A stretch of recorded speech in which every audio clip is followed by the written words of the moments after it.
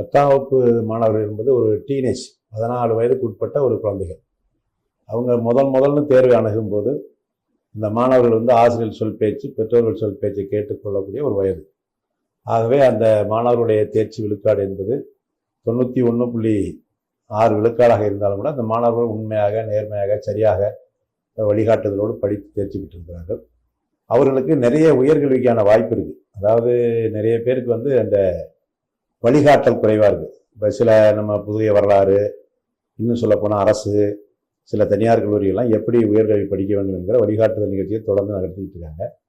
10ஆம் வகுப்பு மாணவர்களை பொறுத்தவரையும் அவங்களுக்கு வந்து +1 +2 போய் சேரலாம். அதில் வந்து அவங்களுடைய ஆர்வத்தை பொறுத்து அந்த குரூப் என்ன குரூப், ஆர்ட்ஸ் குரூப்போ சயின்ஸ் குரூப்போ அவர்களுடைய நோக்கம் தெரிந்து பெற்றோர்கள் வலியுறுத்தக்கூடாது. ஏன்னா சில பையனுக்கு வந்து ஃபர்ஸ்ட் குரூப் வேண்டாம்னு நினைப்பான். அவனை நீ இதாண்டா படிக்கணும்னு சொல்லக்கூடாது.